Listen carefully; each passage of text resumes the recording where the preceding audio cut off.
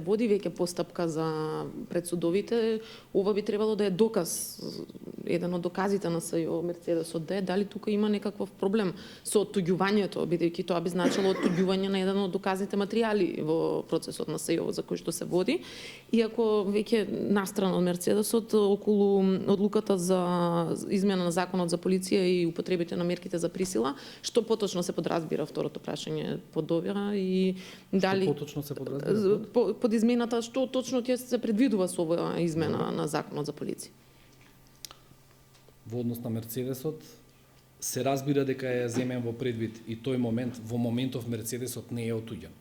Само смената е формално правно собственост. Значи од Министерството за внатрешни работи, како што кажавме, сега собственик е владата на Република Македонија, односно службата за заеднички општи работи.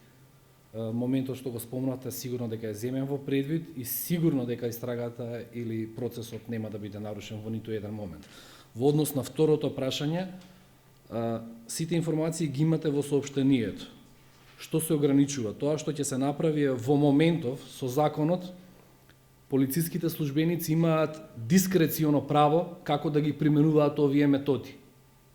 Направена е анализа во Министерството за внатрешни работи која укажува дека потребни се измени и да се воведат ограничувања на ова дискреционо право, како се користат овие методи на присилба со цел да се заштитат граѓаните на Република Македонија од прекумерна употреба на сила.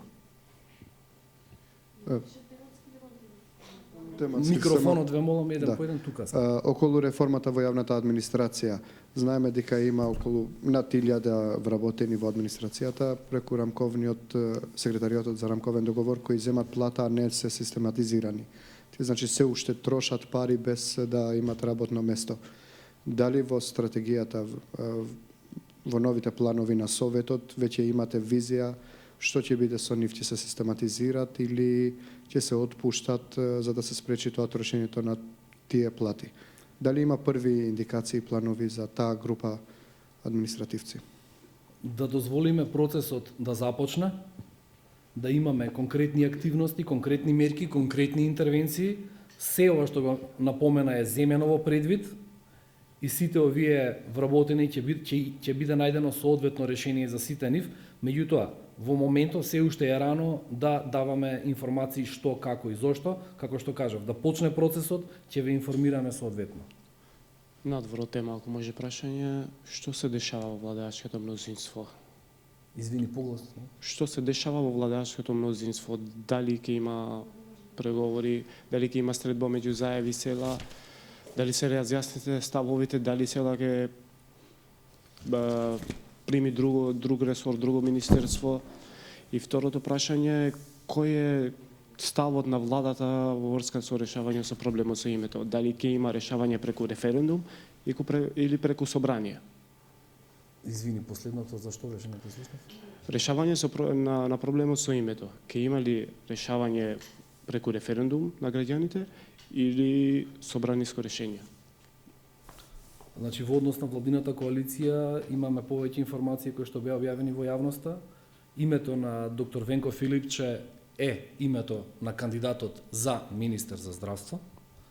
Се чекаат останатите коалициони партнери во владата да ги достават нивните предлози за останатите испразнети места и сите овие во пакет како предлог на председателот на владата на Република Македонија ќе одат во собранието на Република Македонија. Се работи за технички момент кога ќе се испратат имињата. Околу владината коалиција тоа е. Во однос на името, како што знаете, процесот се води под закрилата на Обединетите нации во моментот, преговорите течат. Во оваа фаза се уште немаме видливо решение, меѓутоа, како што повеќе пати е кажано, потребно е да има референдум во Република Македонија по однос на прашање. Ако може за владата да дополнам, бидејќи рековте само техничка работа стана, дали ова значи дека е одредено што му припаѓа на Алијансата на албанците и кои ресори ќе ги води? Алијансата на албанците е еден од коалицијските партнери во владата на Република Македонија, така што би ви упатил прашањето да го поставите директно кон нив.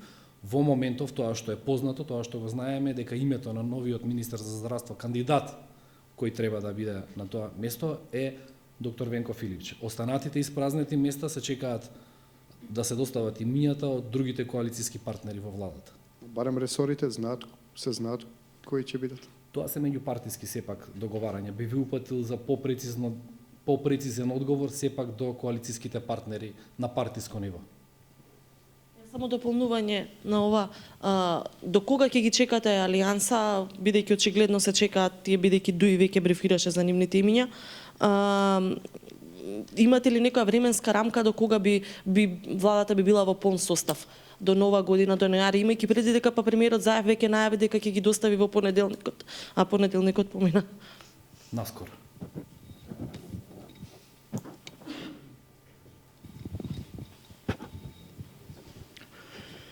Ќе оди ли премиерот Заев со бутари во Солун за нова година?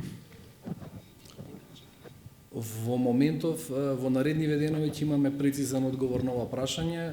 Во моментов се уште се утврдуваат некои детали.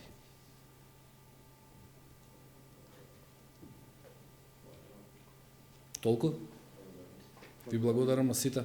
Се гледаме.